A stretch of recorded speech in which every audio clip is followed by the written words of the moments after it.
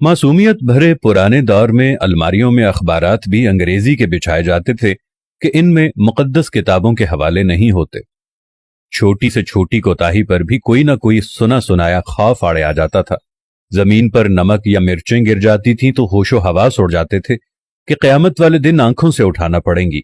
गदागरों को पूरा मोहल्ला जानता था और घरों में उनके लिए खुसूसी तौर पर खुले पैसे रखे जाते थे।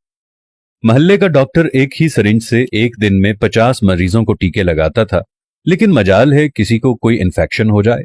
यरकान या शदीद सरदर्द की सूरत में मौलवी साहिब माथे पर हाथ रखकर दम कर दिया करते थे और बंदे भले चंगे हो जाते थे। घरों में खत आते थे और जो लोग पढ़ना नहीं जानते थे वो डाकिये से खत पढ़वाते थे। डाकिया तो गोया घर का एक फर्द शुमार होता था। खत लिख भी देता था, पढ़ भी देता था और खाना पानी पीकर साइकिल पर ये जा और वो जा। इम्तिहानात का नतीजा आना होता था तो नस्रुम मिनल्लाहि व फतहुन करीब पढ़कर घर से निकलते थे और खुशी खुशी पास होकर आ जाते थे। ये वो दौर था जब लोग किसी की बात समझकर ओके नहीं ठीक है कहा करते थे। मौत वाले घर में सब महल्लेदार सच्चे दिल से रोते थे और खुशी वाले घर में हकीकी कहकहे लगाते थे।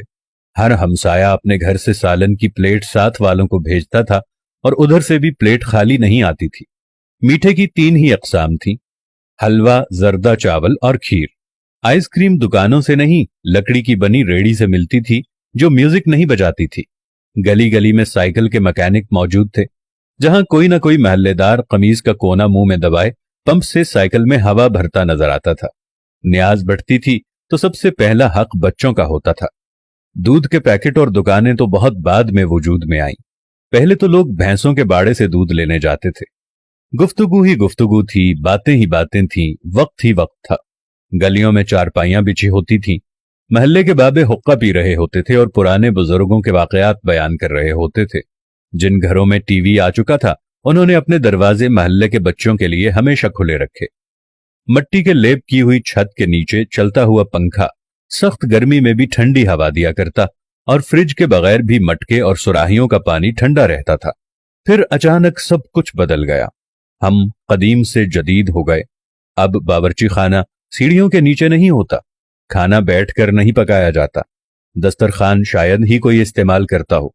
मंजन से टूथपेस्ट तक के सफर में हमने हर चीज बेहतर से बेहतर कर ली, लेकिन पता नहीं क्यों इस कदर सहूलतों के बावजूद हमें घर में एक ऐसा डब्बा जरूर रखना पड़ता है जिसमें डिप्रेशन, सरदर्द, ब्लड प्रेशर, नींद और विटामिन्स की गोलियां हर रोज मौजूद होती हैं।